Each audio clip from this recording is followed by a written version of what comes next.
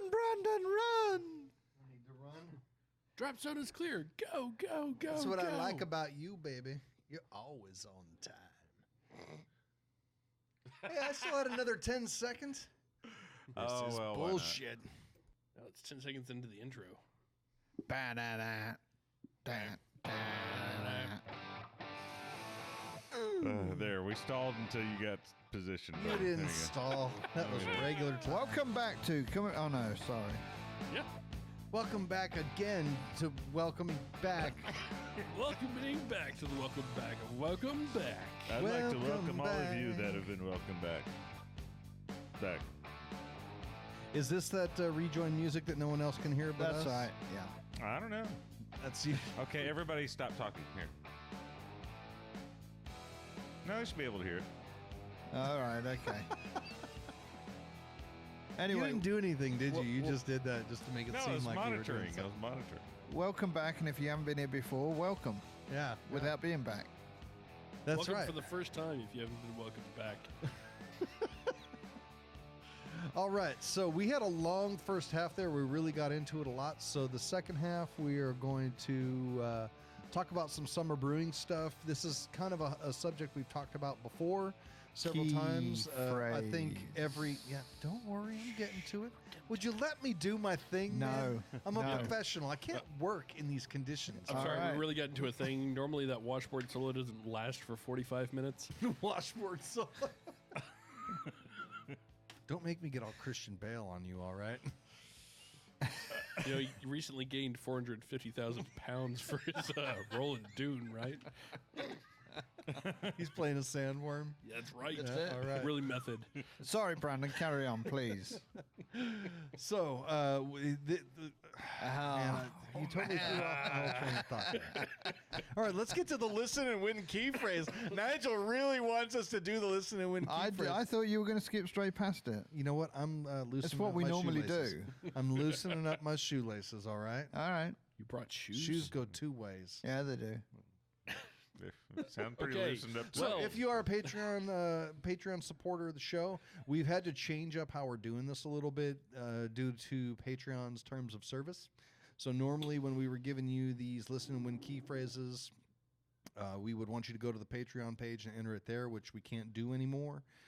You should have gotten an email from Greg, but not everybody sees every email that goes out. So now what we're going to do is that a post went up, I think yesterday, about today's show on Facebook, and you're going to need to put the listen and win key phrase as a response to that post. And it's going to be on the Come and Brew It Radio. On the Common Brew It Radio Facebook Facebook page. page. Yeah. So the listen and win key phrase is wets the tongue. Ding. Wets the tongue. Spelling is not important on this. You No. can spell tongue any way you want. Score sheet Yeah. wasn't important either. Thun. What about wets? You can spell that. As long as you don't spell it Wes. No, wets has to be spelled exactly right. It's not wits the tongue W-E-T-Z. either. And there is no apostrophe. Yeah, no Z's. Okay, now what about WETZTHATUNG? Oh, that's when they man. owe us Does that money. That's like Fire Festival style, isn't it? Yeah. Yeah. Hashtag wets that tongue. What's the I tongue? think they have to actually defraud someone for us for that one. What if they post a picture of them doing like the Miley Cyrus kind of? Well, that wouldn't be wetting the tongue. That would be drying the tongue. Yeah. Okay. I guess you're right. You're right. Especially Nigel, if in you're your licking wisdom. stamps. Somehow I think we're overanalyzing this. I don't think we're going to run into a lot of adversity. On I this don't think here. so either. I'm just trying to shoot his theory down. So what's the prize going to be? Normally Stubby is here to decide what the prize is So gonna be. we get He's to not here, decide? so we get to do it. So Stubby's house. you know, it could be like I don't know, An entire grain father. 4-barrel bright tank.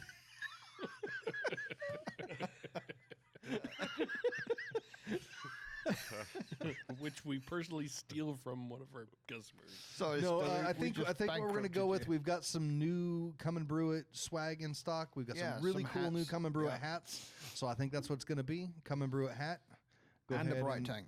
and the 4-barrel bright tank. And maybe a bright tank if we have an extra one laying around. Yeah. Terms and conditions to follow.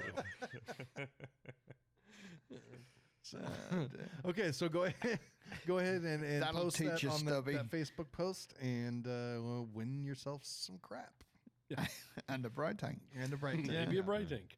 Hey, do you think that Stubby isn't here tonight because he doesn't want Yes.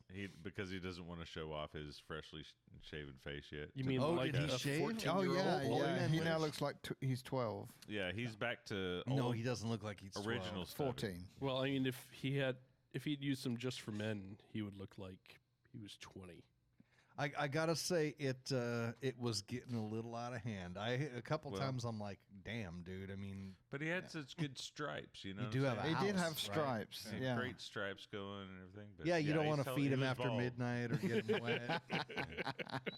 Last week he had less facial hair than I do. So Yeah. We could say all kinds of shit About Stubby. about him right now. Yeah, Yeah. he's not here. I To wonder if defend he's himself. listening. we're What's he giving gonna away do, his fire house and us? stuff. So he's giving people 4-barrel fermenters or bright tanks. Bright tanks. Bright yeah. tanks, yeah, Yeah. because that's what every home brewer Yeah. And a hat. has a And a giant hat. bright tank.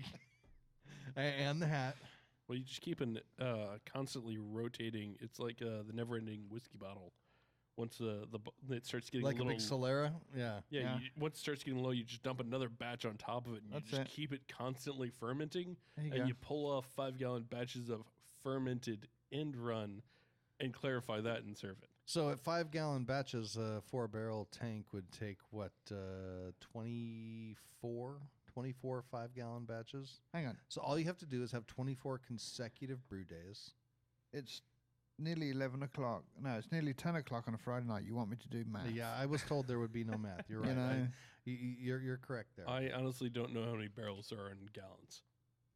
Or how many gallons there are in barrels? Yeah, Yes, that yeah. either. I don't know There's which one's no bigger, really. barrels in gallons. no. Yeah. Well, there Okay. is, but it's 0 point. It's like a 30th of a. Yeah, it's 0 point Barrel, yeah. zero Is it three. What, a 30 barrel's gallons 31 to a gallons. barrel? It's Okay. 30, Barrel's yeah, 31. 31. Okay. Yeah, I can figure the rest out from there later. Yeah. such Okay. an arbitrary sober. number, 31. I mean, All right, so let's get into the topic of summer brewing here. This is going to apply differently to different parts of the country. Down here where it gets really hot, we've got a whole different set of circumstances to the northern part of the country or even the middle of the country where it just gets kind of Temperate. kind of, yeah. I know they think it's hot, but it's Yeah. not. Just like when we think it's cold, they It think we is- don't yeah, know what that's we're right. talking about. I Yeah, can so- literally cook a steak on some of my work sites during summer. Yeah. Yeah. Two medium rare. And our groundwater comes out at about 90 degrees at the degrees. height of the summer and all Yeah. that. So it really changes what you do. As I was thinking about this and we were writing up the outline here, what occurs to me is that there are some advantages that come along with There hot weather definitely brewing, are. too. Yeah. One of them being your groundwater is warmer. Warm and, And yeah, you're strike starting water, out at a yeah. warmer temperature. Yeah. The other being that your mash tun holds temperature really well during Yeah, the summer. absolutely. Yeah. You know, like where maybe you would lose a couple degrees or 3 degrees in the winter, Yeah. or more maybe, and, Yeah, and that's would right. depend on what your Yeah. setup is. In the summer, there's a lot of times I don't even recirculate at all. Right. During, There's no during my need, mash. right? Yeah, it's almost mash temperature outside. So Which we ran into last year when we made mead at James Lund's. oh my God, yeah, that was a hot day. Yeah, it was like 110, and we actually needed to cool the mixture down to pitch the Yeah. yeast. Yeah, Yeah, especially if you yeah. can do step mashes and stuff like that. I mean, it's. Yeah, I mean, if you do a hef and you're Doing an acid doing rest. an acid rest Mhm. at 113 or something, I mean, you barely got to touch the that's heat. that's Yeah. air temp. Yeah. So So there are advantages to it, but there are disadvantages too, and we've talked about it a bunch of times. The groundwater being hot is very difficult for chilling. physical health for a start. I mean, Yes, yes. You know? And there's a month and a half or 2 months during the year where I've just gotten to the point where I don't brew. I must know? admit, I've always pushed on through, and I've always brewed, and I've brewed at 112 degrees, and I have too. I've brewed at 17 degrees. and Over the years, I've less and less tolerance for Yeah.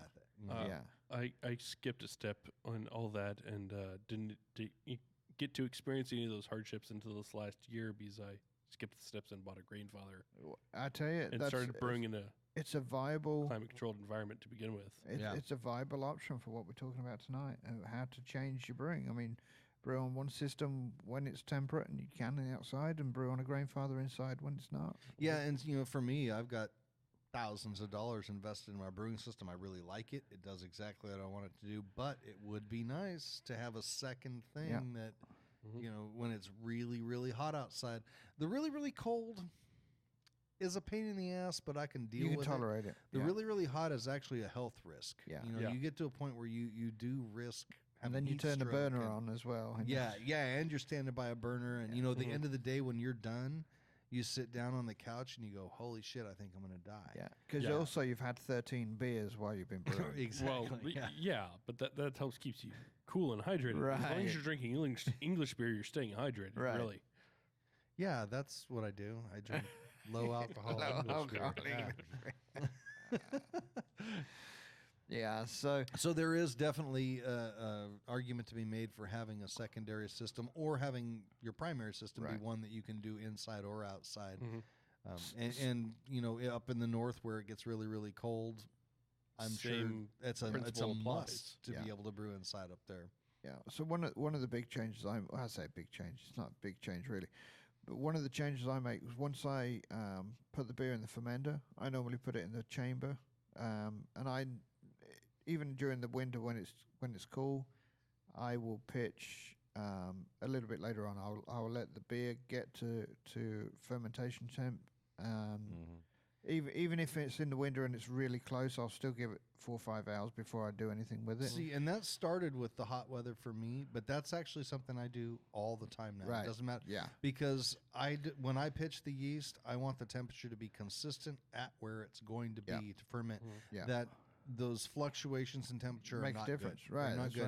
right. I've found no ill effects from putting a beer in a fermenter at 4 or 5 o'clock in the afternoon and pitching in the morning. Right. Yeah. And like I say, during the summer, I'll leave it overnight. During the winter, Yeah. I'll probably pitch at 9 or 10 o'clock at night. Mm-hmm. During the winter, I'll let it go overnight and I'll pitch next The morning. other side of that goes to starters too, because the way when I Yeah. do have to make a starter, the way I do it now is I pull wort off at the end of the boil and I water it down to starter and I put that on my stir plate. Yeah. So I'm not going to pitch for another 12 hours anyway. Right. So I'm letting it get to temperature as it is. My starter's doing its thing. I Yeah. get up in the morning, I pitch what I'm going to pitch, and I go. And it's all I want the same. to. I also Yeah. want to try the proper Yeah. proper wort starter. Yeah, I as wanna well, give that a but shot from, as well. from Omega, the canned wort. Because it's already I'm pasteurized. telling you, you got to don't try have the to do any you got to try boil. the wort. I have done. starter. I have done. I've taken some fermented some wort. It's the and easiest damn starter. It, You'll it ever is. make. It made me feel really lazy and Not disrespectful lazy, to my beer. Smart. I mean, that and produces I the best don't- beer. Yeah, but I don't think Got I got really the best results disrespectful from it to it. either. Same thing you with know. cheese. So I'm not sure, but I've stopped doing it. You have to be able to dilute it yeah. correctly. And what But I've Erlenmeyer flask will help you with that because you can Right. do it exactly. Yeah. You gotta have some bottled water on hand. you and know. what Greg has taught me, one of the things Greg has taught me out of many is buy an extra pack of yeast and double pitch because Yep. for my time for $5-6 extra bucks, it might worth be it. worth just Well, with do it, dry you know. yeast, that's absolutely what I do. Yeah. With liquid yeast, and most of my beers are fairly low gravity anyway. I really Right, don't mine brew too. a lot of real big beers anymore. So Yeah. a lot of the times I could probably get away with no starter, but if I'm going to make a starter, that's just how I do it anymore, and it Yeah. works great. I love it. So it's there's some changes to be made for the weather. This is pretty straightforward though for most people. The other one that I had on the list here, and this is something that I've run into more in the last year or so, is ingredient storage. Yeah, that's a good Because point. that's how I am now. I have all my ingredients on hand all the time. I have bulk grain. I have a ton of hops. I have a variety of yeast. And when I go out to brew, I'm just taking from what I've got on hand. I've got to figure something out for my grain because I did have a bag last year or half a bag of grain that I went to use it, and it was full of bugs.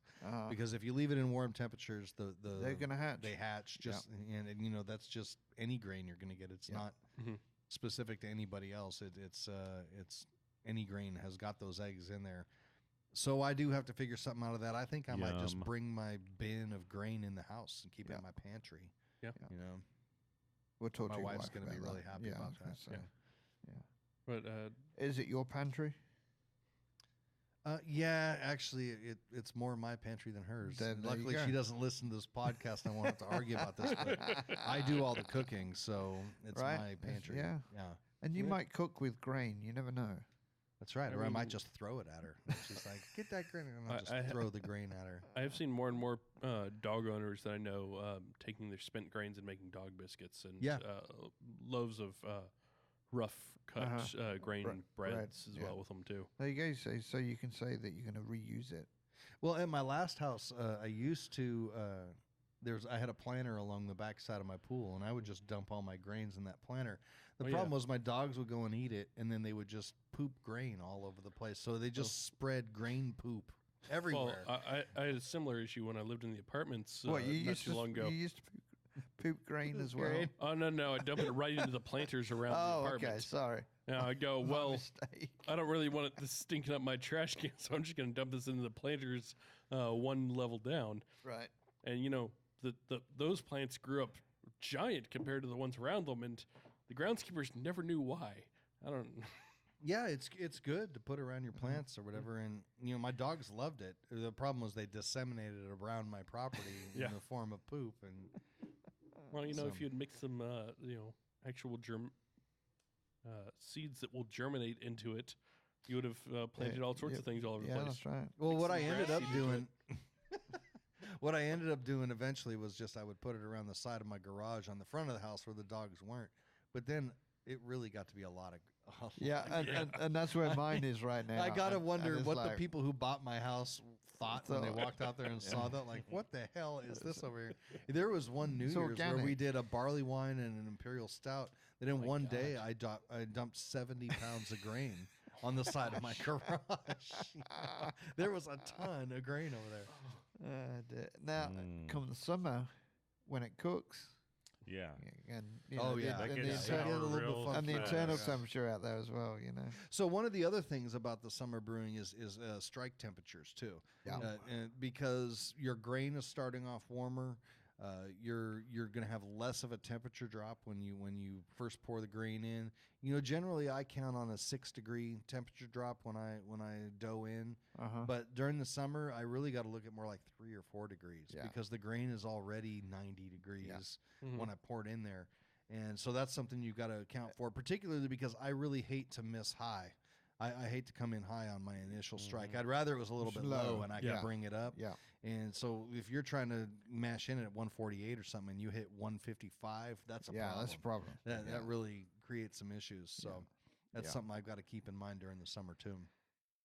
Yeah, it's difficult because most rules of convention, convention goes out the window with extreme heat, With extreme cold temperatures, and yeah, stuff like yeah. that. And of course, we all plan. Okay, I'm going to brew at the weekend, or I'm going to brew here, I'm going to brew there, and that's your plan, and you're going to brew no matter what.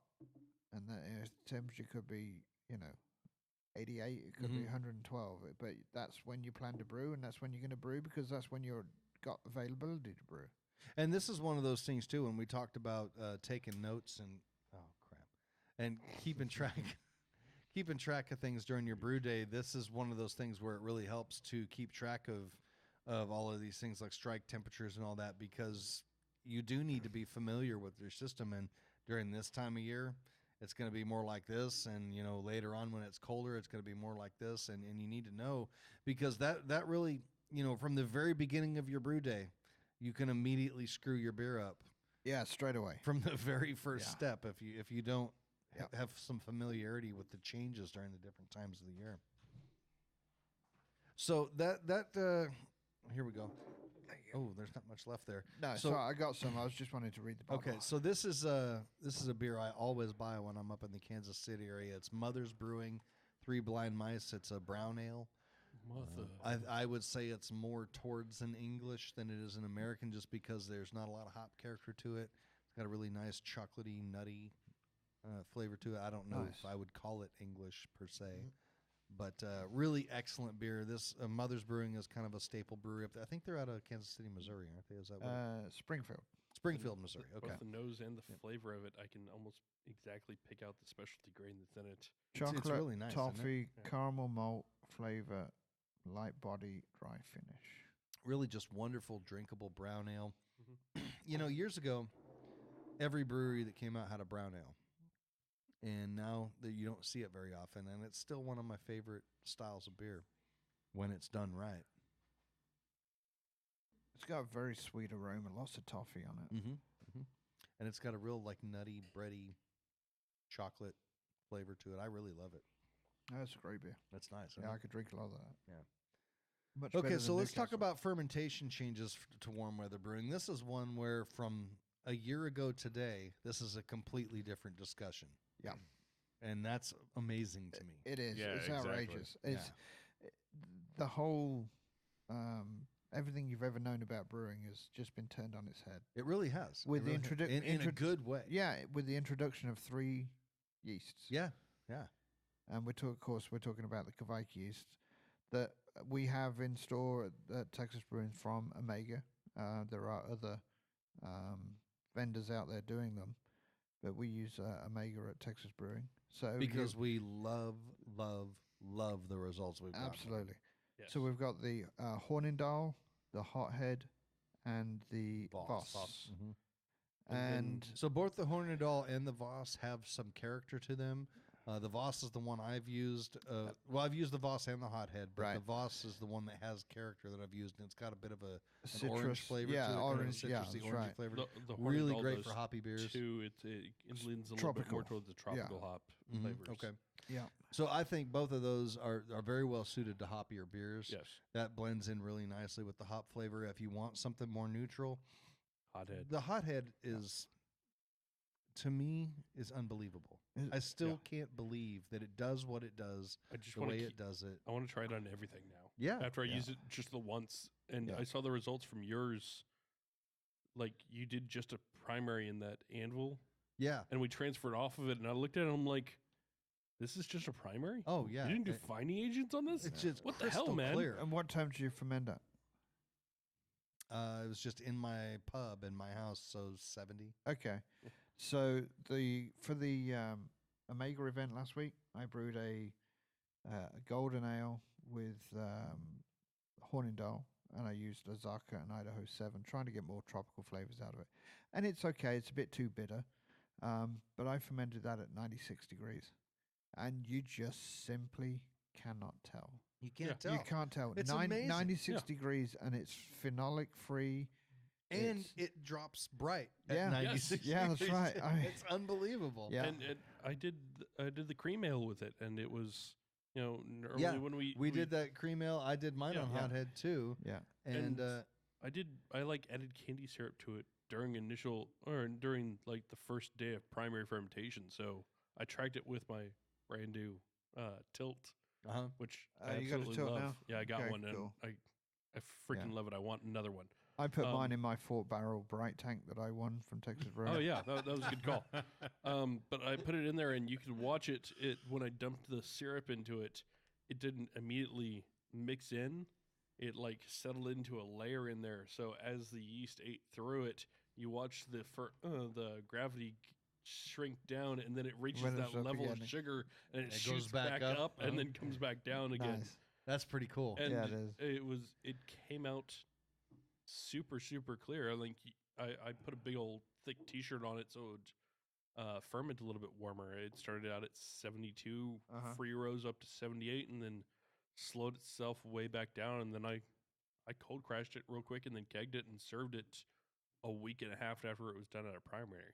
And that's one of the things we talked to. I can never remember. his name. Mark. Yeah. Yeah.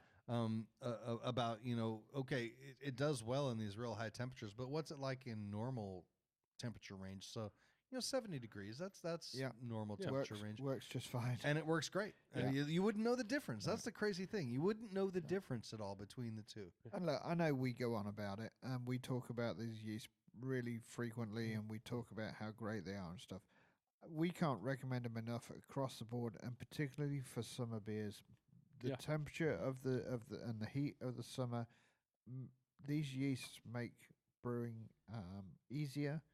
They make it possible for you to brew great beer at high temperatures, and I recommend everybody just go out there, go to your local homebrew store, come to Texas Brewing online, whatever it may be, get one, try it out, ferment at a higher temperature than what you normally would ferment at, and see how the beer turns out. Or brew at the same temperature you normally do Yeah. and see how much cleaner it is Yeah. than what you're doing. Yeah. Because Take- there are a lot of people out there that just don't have fermentation temperature control, and they're using, USO5 and that kind of thing. And Yeah. you'll make beer. You'll Yeah. make beer, and it'll be drinkable Yeah. or whatever. This will be But great see beer. what Yeah. happens with this yeast They're and how fantastic. clean it comes out. They're fantastic for new brewers. They're fantastic for old brewers. They're fantastic for brewers that are stuck in their ways and want, take a recipe that you know how it comes out. Use a Kvike yeast or use a high temp yeast on it. You'll be shocked and surprised, but I know you're gonna make great beer out of it. And then the other part of that is, there are traditional yeasts that just do better in warmer temperatures that Yeah. lend themselves well to refreshing, drinkable, warmer weather beers. Saisons are always like Yeah. that. Again, not to go back to Omega all the time, but the Javaru Saison is really an outstanding yeast. And their American farmhouse yeast is really cool too, Yeah. which is a Brett and Saison blend. Yeah. It's really outstanding. But any of the standard, the Mangrove Jack Saison yeast, the Y yeast, the White Labs, all of those all do well at the room temperature it's going to be inside your house during the summer, which even might Bell- be mid Bell 70s Saison. or Yeah. low 80s, Yeah. and those are great summertime beers just because they're refreshing and easily drinkable and Yeah. all that. Mhm. Weizen yeasts do really well with that, Yeah. and And I- so do or you just said Weizen, so I was going to say Hefe. Yeah. yeah, Yeah. Weizen 3068, yeast, yeah. etc. 3068, Yeah. WBO6, Yeah. all of those. One of my favorites is WBO6. I think actually that you really need a little bit warmer temperatures with those to really bring out some of the flavors and keep them from being too neutral. I like the somewhat open fermentation I've been doing with them the last few times. Lately, when I use a Weizen yeast, I just put a piece of foil over the top of the fermenter and that's it. Yeah. And there's a beauty, simplicity to that kind of goes along with the feeling of spring and summer, where everything kind of lightens up. The Yeah. weather's nice, everything's better. Yeah. Your fermentation might be a bit more active. You Yeah. might And that's that semi-open fermentation is well suited to that because you don't have to worry about a blow-off No. tube or anything like that. If it pushes the foil off a little bit and leaks out, that's okay. big deal. Yeah, Yeah. who cares? So that's great for when it's already hot. How about right now, before it gets hot, we need to brew some beers for when it's hot. Okay.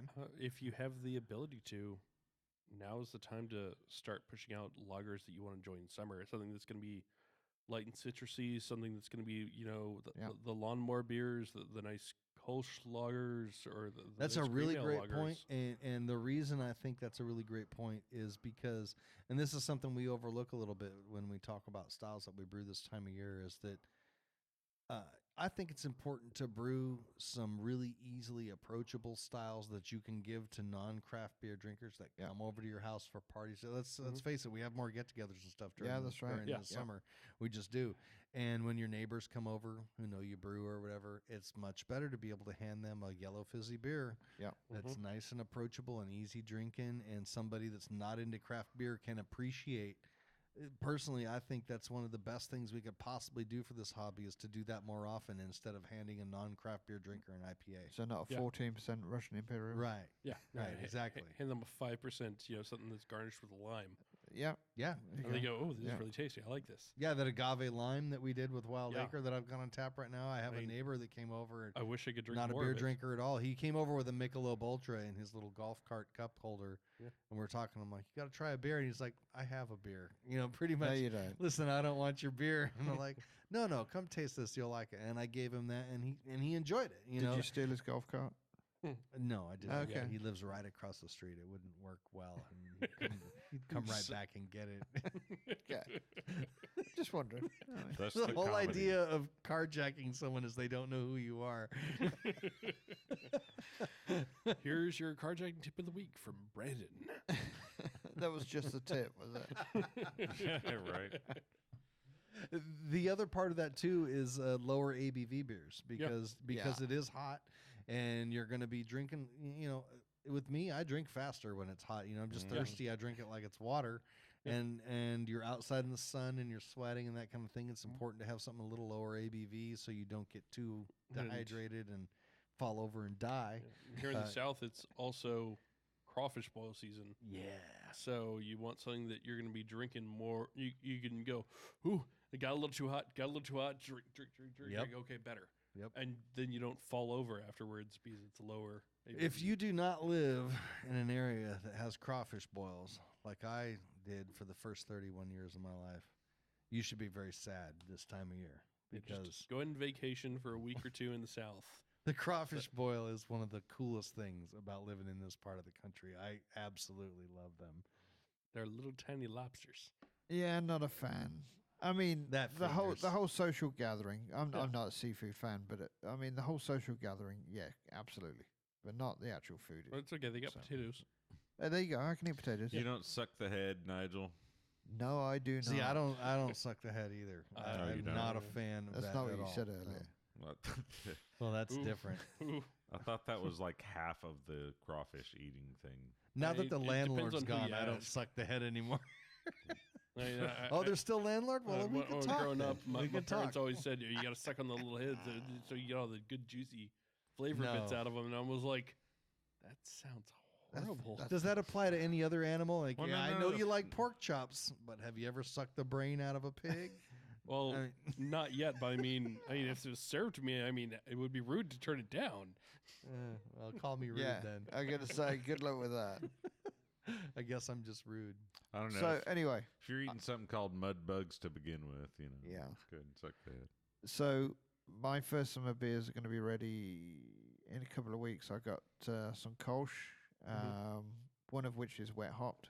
So we'll see how that turns out. The comparison between And the that's two. something So, to talk about. We're going to be Yeah. having some experiments coming up on the show here. One of which is going to be these new wet hops. They're not what you are used to hearing in terms of fresh hop. or wet hops. These are a bit different. We need Stubby here to explain a little bit better because there's one particular hop farm in Germany that's doing them this way. But keep your ears out for that coming up. That's going to be a really so cool. so we'll have those to drink on the next show as well. And so. coming out in the same time as the next show, I'll have the aged grain blog hopefully posted by then. Cool. And Yeah, that was an interesting conversation we had last time around. That really was interesting. Yeah. Yeah, I was kind of surprised that y'all came out with the results that you did from it. I thought it would be a little bit clearer of which one was which. I thought so too. I really did, and I was really surprised that It w- people it guessed was- opposite the it was- way that I did. It was the aroma that threw me. The Yeah. aroma on the older hops, to me, was fresher than the newer hops. see. I thought that the color was going to be the giveaway. Right. Well, the color was, but I saw past the color and went to the aroma and said that. Well, I don't ever see past color, so Man. Well, Oh, if- come if- on! if- Someone had to Edits. say that. He Edits. set me up for it perfectly. If you know what we're talking about, Edits. look back an episode and look Yeah. at the ESB that they were tasting, and look for the blog post the next week or so. Nice recovery, Chris. Yeah, there you go. Great. So, Pull it back. Pull it I'm back. also hoping to try and do.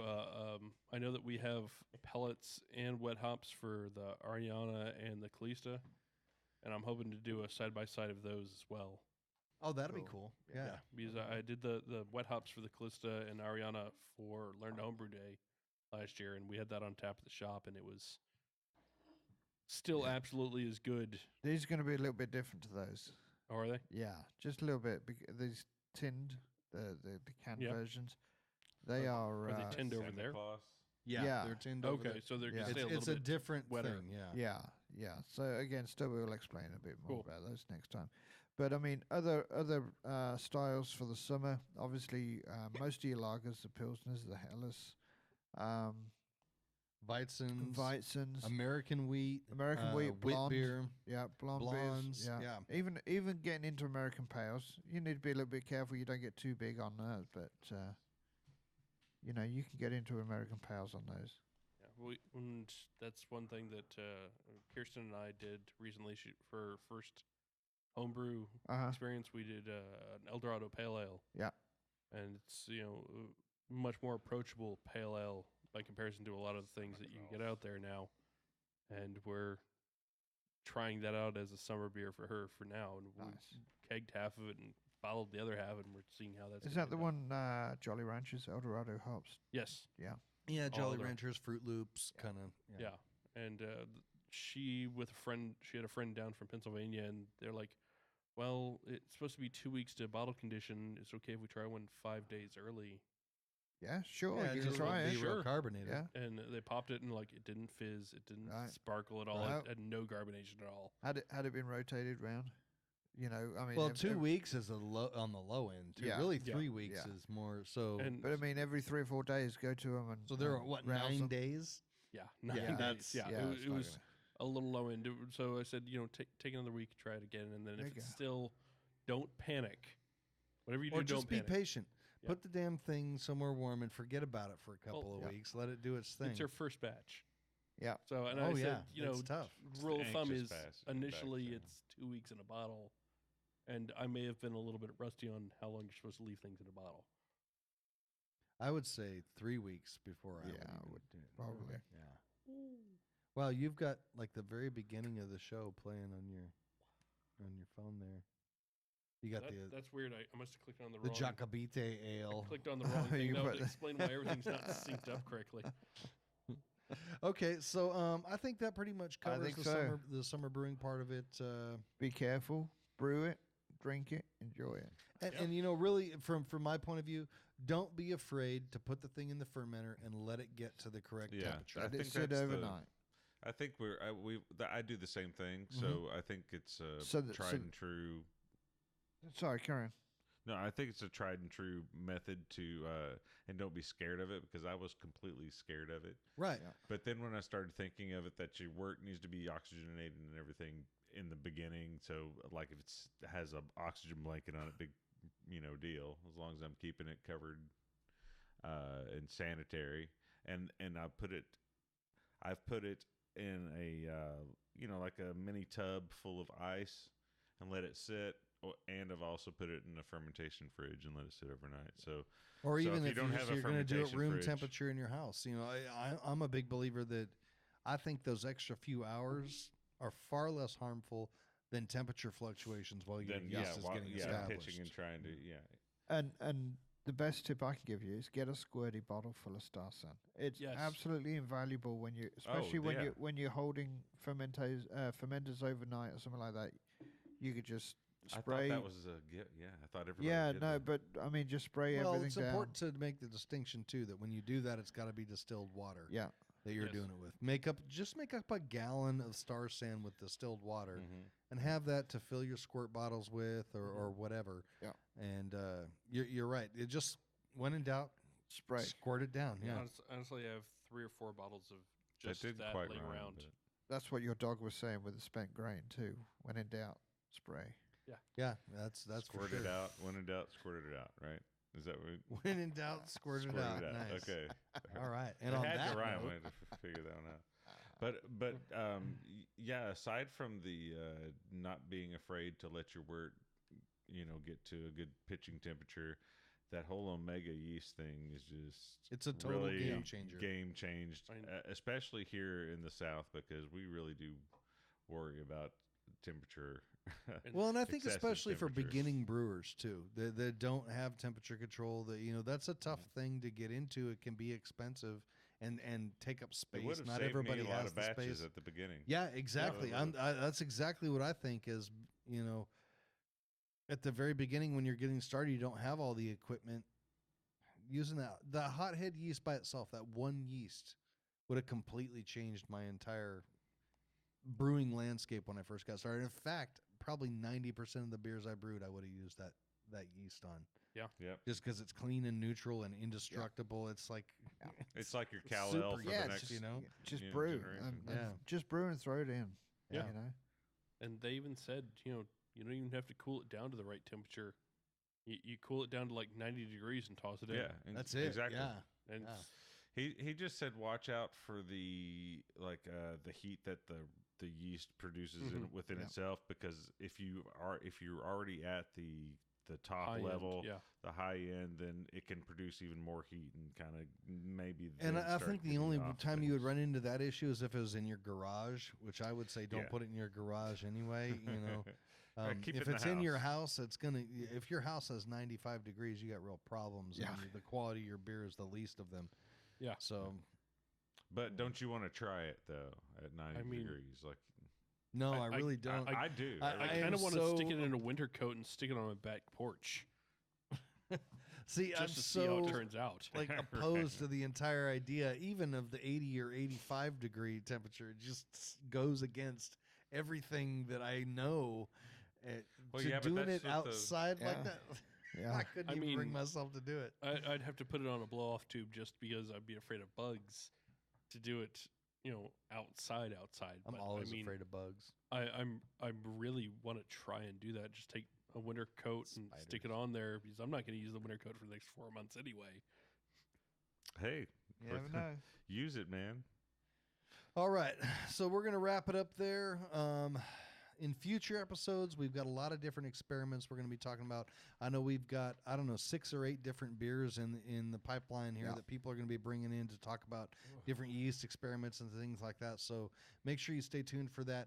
We really want to thank everybody for bearing with us lately. I know it's been a while. The content has been few and far between and that kind of thing. We've got several different challenges that we're dealing with right now, and please bear with us when we appreciate you sticking with us because it's taken a lot of work for us to get around this stuff, and we will get through it, and we'll get back to the way things were. It's just things are a little bit tough right now, so stick with us. We'll also be interviewing a couple breweries that are doing things a bit different from everything else. I think we're talking about Brew Lab and hopefully Brash Brewing down Hopefully in when they have Houston. time. Oh, hopefully so. If they have time, and getting some tips on brewing some unusual beers. We're going to continue with the yeast experiments like we talked about, and we're going to be recording our first episodes of our 2 new shows we've been talking about,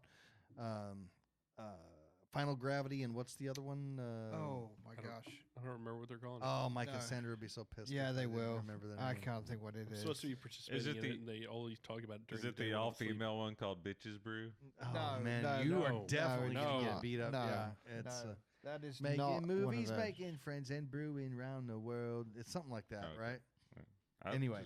Anyway, it's Keep your eyes basically- out for those. Yeah, it's basically going to be talking about beers from around the country. It's supposed to different be- cities Yeah. and stuff. Basically, like vacation this brew one. spots. Yeah. like United We Brew. There you go. United We Brew. That's Well what done, it's Brandon. called. Aha. Yes. Now, who opened this beer? I did. This is the Santa Claus. It's the new Yes, sports beer. It is the Santa Claus. Yes. It tastes a lot like the other Santa Claus, doesn't it? Not a lot of difference. You need some pancakes. Yeah. Well, it is 14%. Woof. So. It is labeled as malt liquor. Carry on. At any rate, we would always love to hear feedback and questions. And if you have any beers to send us, we'd love to try them and talk about them on our shows. Turn the page here. Please be sure to check out our Patreon account at patreon.com/Come and Brew It Radio to help support the show.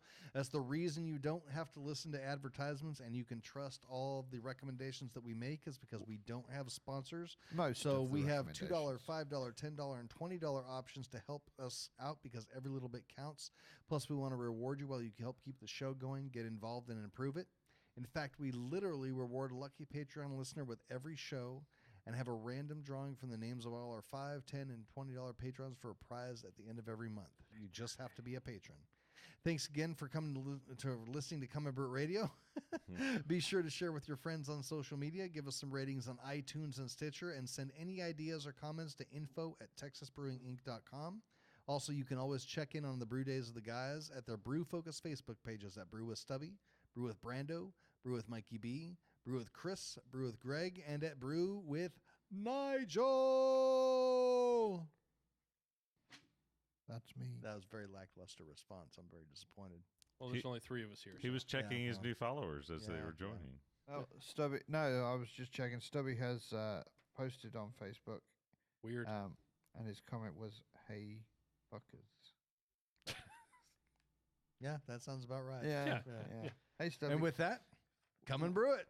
Come and Come brew and it. brew Come and brew it. Maybe you just read that we're giving away a 4-barrel bright tank. Now I think he's going to have to do it.